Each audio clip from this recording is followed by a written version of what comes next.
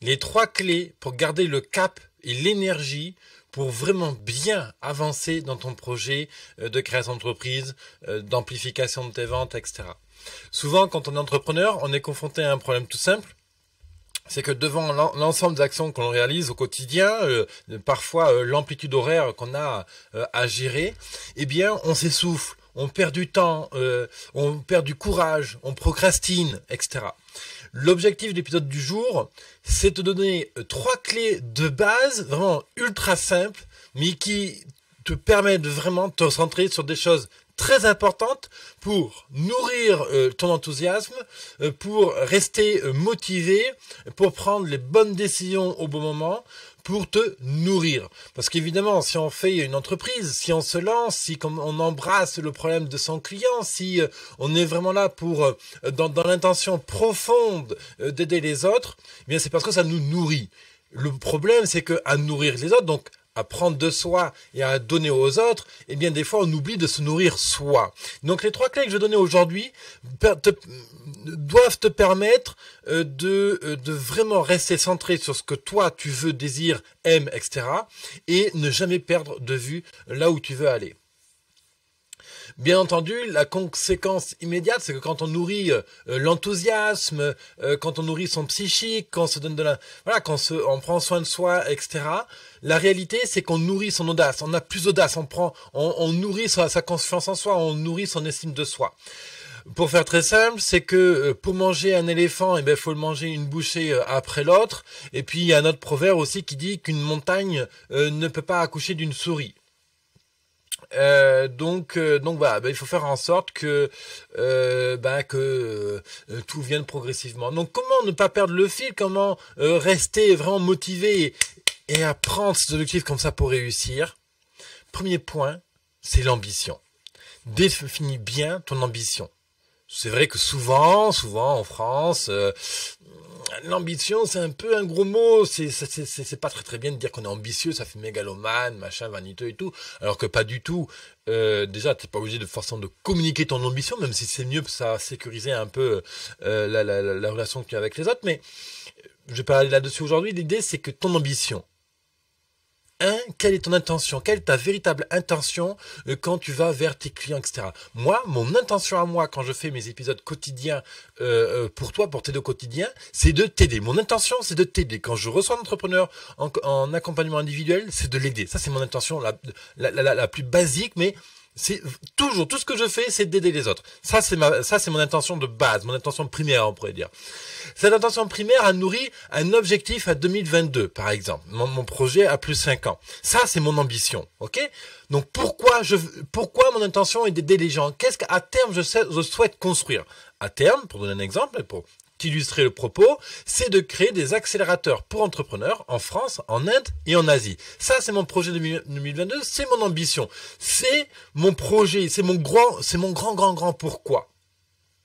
Ok? Et d'ailleurs, il y a le quoi. Pourquoi je aide les gens, c'est pour les aider à accélérer l'entreprise. Et le quoi, c'est la forme. Comment ça va se matérialiser? Donc pour ma part, ça va être des espaces coworking, des lieux où il y aura des événements, des écoles pour entrepreneurs, ce genre de choses. Les entrepreneurs vont venir chercher des ressources. Donc ce sera des bâtiments sous forme d'étages avec des salles de conférences et tout. Voilà. Ça c'est le quoi. Il y aura aussi une plateforme en ligne avec des cours et tout. Ok? Quelle est ton intention? Quel est ton grand pourquoi qui réalise ton projet? Ça, c'est la première clé, vraiment la toute première clé de base. La deuxième clé, c'est le focus. Le focus, c'est la concentration. Il faut absolument que maintenant que tu as défini ton intention, ton pourquoi là, à 2022, sur quoi tu te concentres là, aujourd'hui, maintenant, tout de suite, demain et cette semaine. L'idée, c'est de ne pas planifier toute ton année, jour après jour, minute après minute. C'est très difficile, d'accord? Et je ne sais même pas si ça aurait un intérêt. En revanche, définir sur quoi tu te concentres aujourd'hui, demain et cette semaine a l'intérêt énorme, parce que tu as la visibilité sur le travail que tu dois faire maintenant. Tu as le micro-objectif. Tu vois, mon objectif à moi, en 2022, c'est d'avoir des espaces façon coworking, on va dire, mais vraiment des accélérateurs pour entreprises pas pour start-up, mais pour entreprise, un peu partout en France, un peu partout en Inde, un peu partout en Thaïlande. Je ne sais absolument pas aujourd'hui comment ça va être financé, comment, dans quelle ville, ce sera sur un étage ou 3 étages, tout ça je ne sais pas encore. Ça c'est du comment en fait. Et aujourd'hui, mon projet est tellement fort, je suis tellement motivé à le faire que ce comment, c'est pour moi, quelle ville je vais choisir pour moi en fait. Ça viendra en temps voulu. On résoudra ce problème, quelle est la première ville, quel est le premier bâtiment que je vais ouvrir, etc. Et peut-être dans 1 an. Ok, à ce moment-là, je me poserai la question. L'idée, c'est qu'aujourd'hui, j'ai posé mes jalons, mes grandes étapes à franchir sur les 5 ans pour atteindre cet objectif-là. D'accord? Donc, l'idée, c'est que pour se recentrer sur soi et ce qu'on aime faire là maintenant et ce qui va être utile, c'est de se dire, que dois-je faire aujourd'hui pour être satisfait ce soir quand j'irai me coucher? Qu'est-ce que je dois faire aujourd'hui pour être heureux et satisfait de moi-même ce soir quand j'irai me coucher? Ça, c'est une question de base. Et l'idée, c'est qu'on va représenter ça aussi sur la semaine. Qu'est-ce que je dois faire cette semaine pour avoir un merveilleux week-end avec ma famille, mes enfants, mon chéri, ma femme, passer un week-end en famille. Je sais pas ce qui te plaît en fait. Ok? Qu'est-ce que tu dois faire cette semaine pour être heureux et avoir vraiment l'impression d'avoir avancé? Ça, c'est le focus qui va te permettre de le faire. Donc, tout bête, tu prends un papier et un crayon et tu me listes ton intention primaire. Quelle est l'intention primaire qui te permette de justement d'avancer? En sciences quantiques, on dit qu'il n'y a que 2 intentions primaires de base, c'est l'amour et la peur. Donc, vaut mieux que dans la peur, mais je vais pas rentrer encore une fois sur ce sujet, c'est un grand sujet. Donc, sur un papier, tu me notes ton ambition. Quelle est ton intention? Quel est ton grand pourquoi pour 2022 ou pour l'an prochain? Qu'est-ce que tu mets sous le sapin de Noël, admettons? Et quoi? Quelle forme ça prend? Décris-le avec le plus de détails possible. Ensuite, ton focus. Qu'est-ce que tu dois faire aujourd'hui et cette semaine? Et tu peux dire que tous les lundis matins, de 8h à 9h par exemple, je ne sais pas à quelle heure tu commences le travail, mais imaginons que tu prends le travail à 8h, eh bien tu prends 1 heure tous les lundis matins et tu ne manques pour rien au monde ce rendez-vous avec toi-même. Et tu définis ce que tu dois faire cette semaine pour être heureux avec toi, pour avoir la paix en toi. Tu comprends l'idée? L'idée, c'est que le soir, tu te couches pas avec plein de frustration. Ah ouais, putain, il y a ça à faire, oh putain, il y a quelqu'un à appeler, oh putain, il y a cet email, machin, ouh là là, je vais y arriver. Et justement, c'est l'intérêt de cet outil-là, de dire qu'est-ce que je dois faire cette semaine. Et c'est surtout pas justement de faire une to-do list, c'est de lister les étapes que tu dois franchir cette semaine. C'est pas de faire une to-do list longue comme ça. Si tu fais une to-do list, c'est de mettre dessus 4, 5, 7, 10, grand maxi, maximum 10 points à faire dans ta to-do list. S'il y en a 50, c'est que ton travail est mal calibré. Donc, il faut travailler sur le focus et les étapes à réaliser cette semaine. Des exemples d'étapes, c'est par exemple finir ma page d'accueil de mon site web. C'est publier 5 articles sur mon blog. Des étapes, ça va être préparer le script de ma prochaine vidéo. Des étapes, ça va être participer aux soirées French Tech dans ma ville, là, tel jour, et préparer mes cartes de visite, par exemple. Et puis le petit kit pour la prospection. Et imaginons que tu prépares un salon. Donc là, tu me dis, c'est les 4-5 tâches à faire pour ce salon. Typiquement, préparer le roll-up, mon diaporama, je sais pas moi, mon pitch, voilà, ok. Les listes que tu peux faire cette semaine, de réalistes que tu peux faire seul et surtout qui est sous ton contrôle. N'inclus pas dans les choses que tu dois faire cette semaine des choses qui ne sont pas dans ton contrôle. Par exemple, si tu dois faire des vidéos. Ok, mais tu attends de recevoir la caméra, l'appareil photo qui va te permettre de faire ces vidéos-là. Donc, ne marque pas une chose à faire cette semaine-là qui est conditionnée à la bonne réception de cet appareil photo que tu attends impatiemment, que tu as commandé hier justement. Parce que il peut se passer plein de choses dans la semaine qui fait que ton colis n'arrivera pas. Donc, ne conditionne pas tes tâches à faire cette semaine par rapport à des éléments qui sont hors de ton contrôle. Attends de voir la caméra et ensuite tu programmeras la tâche. Tu comprends l'idée? Alors bien sûr, on peut anticiper, oui, tu sais que ta caméra, tu vas la recevoir mercredi, donc tu prévois de faire tes vidéos, admettons, le vendredi. Bon, pourquoi pas à la rigueur, mais vraiment, faut cette notion de ne pas conditionner son travail. Et typiquement, l'erreur que je vois très souvent chez les entrepreneurs que j'accompagne, c'est l'idée que, bah tiens, bah, jeudi, je ferai du brainstorming avec tel collègue. Qu'est-ce qui se passe si tel collègue ne vient pas jeudi au rendez-vous? Eh bien, tu vas te frustrer. Et du coup, tu n'auras rien prévu, donc du coup, ton cerveau va divaguer, etc., etc., et donc ce ne sera pas une après-midi productive. Et ça, c'est un vrai problème, en fait. Donc, dans ta tâche, dans les étapes à faire à maintenant, ne mets que des choses sur lesquelles tu as 100% le contrôle. Si ensuite ton ami, par contre, il est hyper fiable, toujours synchro, toujours prêt, etc. Bon, ben très bien, dans ce cas-là, ok. J'ai des partenaires comme ça ici, hein, dans mes locaux, avec lesquels on fixe un rendez-vous et tout le monde est vraiment bien là, ici, bien installé, bien dans ses baskets, et on peut vraiment commencer à travailler. Donc je peux compter sur eux, ils sont fiables. Voilà. Et l'idée aussi, et donc dans le focus, c'est d'ordonner ses idées. Ordonner ses idées, comment mettre de l'ordre dans les idées, quelle étape 1, étape 2, étape 3, étape 4, qu'est-ce que je fais maintenant, qu'est-ce que je mets de côté, etc. C'est très important, c'est ce qui te permet d'être focus, d'être concentré sur un point. D'accord? C'est comme, je donne un exemple, tu sais, c'est comme les enfants en bas âge, avant 3 ans, tu sais, et, par exemple, quand ils commencent à galoper à 4 pattes, et admettons que l'enfant a envie d'être en droit, puis il trace pour qu'il a vu qui brille de mille feux, et là tu as maman ou papa qui disent oh coucou bébé, viens. Alors l'enfant s'arrête une demi-seconde et puis il regarde et puis oui mais non, toi tu m'intéresses pas, moi ce que je veux c'est cet objet là et hop, et continue à tracer. C'est ça le focus. Justement, un enfant, il a le focus, il s'est mis en tête qu'il allait attraper tel objet à tel endroit, et il trace là-dessus. Le focus, c'est ça, c'est qu'il n'y a plus rien d'autre qui compte, il n'y a que l'objectif que tu t'es fixé qui compte. Et justement, l'idée d'ordonner ces idées va te permettre d'avoir ce focus-là. Et justement, je te réfère directement à l'épisode que j'ai publié il y a quelques jours en amont cette semaine, qui est l'épisode 222. Donc pour justement où je t'aide vraiment à faire le tri dans les idées quand on a trop d'idées et qu'il faut en choisir qu'une seule. Je te donne un outil de brainstorming. Et ça se passe sur biz200.fr/go/222. Et donc, on a vu l'ambition, la première clé. La deuxième clé, c'est le focus. La troisième clé, c'est les moyens. Quels moyens te faut-il acquérir pour réussir? Alors, quels moyens il te faut mettre en œuvre pour, justement, réussir cette semaine à tenir tes objectifs, à tenir dans les 6 mois, dans les 1 an, etc.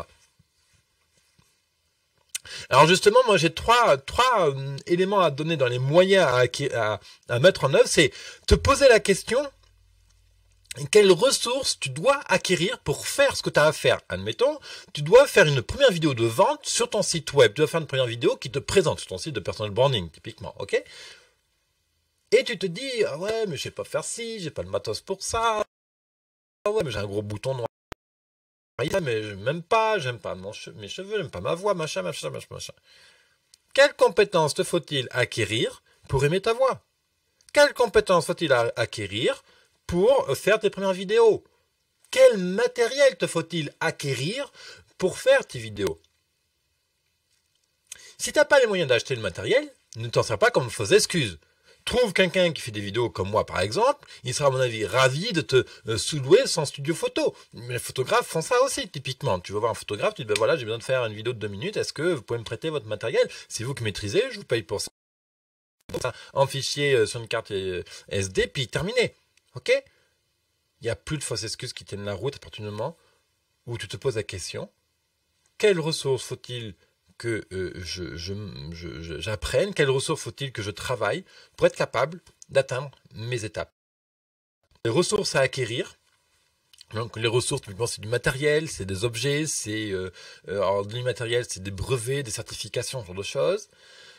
Ensuite, on a les compétences à acquérir, comment on fait une vidéo, comment on parle à la caméra, comment on gère les prises de notes, comment on gère l'éclairage, comment on gère le réseautage, j'en sais rien. Voilà. Les compétences qu'il te faut acquérir, ont des compétences pour toi, pour avancer et obtenir ton objectif et atteindre ton objectif. Et ensuite, ce qu'on oublie souvent, quelles ressources faut-il que je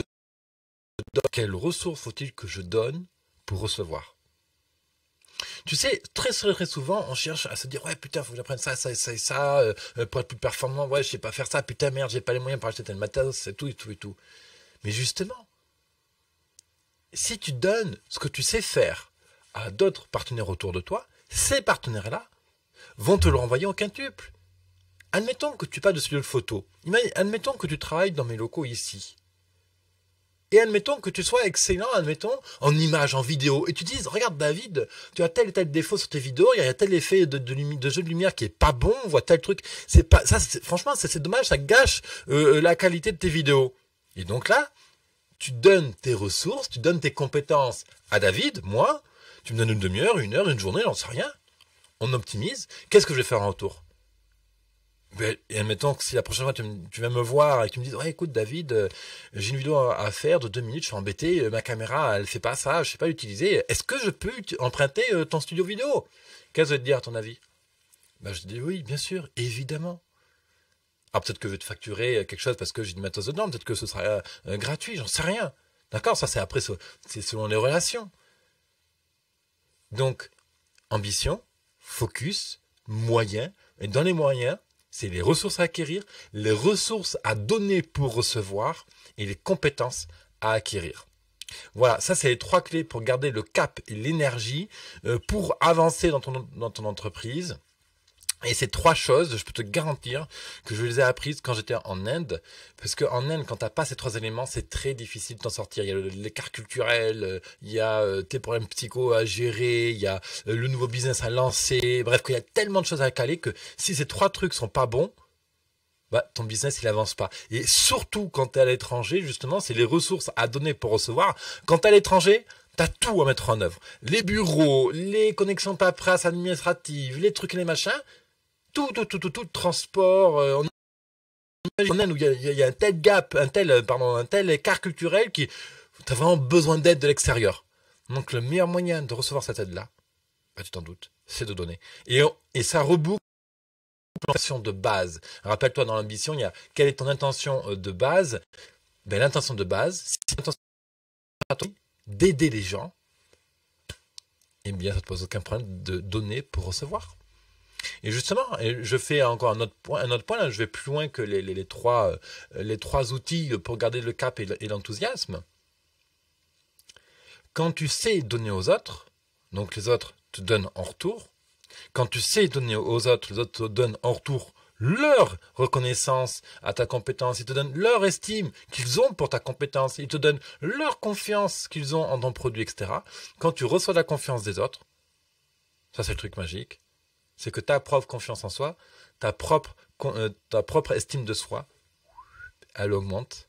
Donc du coup, tu deviens plus fort et donc tu peux donner davantage, et ainsi de suite. C'est vraiment un cercle vertueux et teste-le, tu verras, c'est excellent. C'est vraiment excellent. C'est magique, bien sûr, c'est un état d'esprit, ça se travaille, ça se fait pas du jour au lendemain. Évidemment, ça demande un minimum de concentration et de perspicacité, mais vraiment le conseil que je te donne, c'est de réécouter cet épisode une deuxième fois pour bien l'intégrer. Tu prends un papier et un crayon et tu notes les différents éléments. D'ailleurs, je peux te donner maintenant, c'est ambition, focus, moyen. Dans l'ambition, c'est quelle est mon intention, quel est mon pourquoi, mon quoi. Le focus, que dois-je faire aujourd'hui pour être heureux ce soir. Ordonner mes idées, là je te réfère à l'épisode 222. Quels moyens je mets en œuvre, les ressources à acquérir, quelles ressources je donne pour recevoir. Quelles sont les compétences à acquérir pour aller plus loin dans mon projet. Voilà, entrepreneur. J'espère que cette émission t'a vraiment aidé à te recentrer sur ce que tu aimes pour être davantage heureux et à vivre de ta passion à l'entreprise, etc.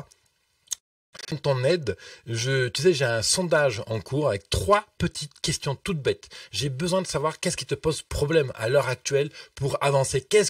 Imagine que je sois avec toi dans le même bureau et que je sois dédié, que on est toute la journée ensemble. Quelle est la première tâche que tu me demandes de faire aujourd'hui pour ton business? Si je suis à côté de toi, quelle est la première chose que tu te demandais de faire pour avancer dans la réussite de ton entreprise? Et tu réponds à cette question directement en dessous dans les questions si tu m'écoutes depuis YouTube. Sinon, si tu veux aller un peu plus loin dans l'aide que tu souhaites m'apporter, tu peux répondre au sondage. C'est gratuit évidemment, hein, tu réponds aux questions, moi ça m'aide, j'y répondrai dans les prochaines émissions, hein, c'est normal. sur biz200.fr/sondage, biz200.fr/sondage. Et bien sûr, tu mets un pouce en l'air, tu peux t'abonner à YouTube pour ne manquer aucun des prochains épisodes à venir. Cette émission, tu vas la publier quotidiennement. C'est l'émission Parlons Business qui est là pour t'aider à réussir dans ton projet entrepreneurial. Et moi, je te retrouve très bientôt pour encore plus d'aventures. Et puis, booster ton entreprise. Allez, bye bye.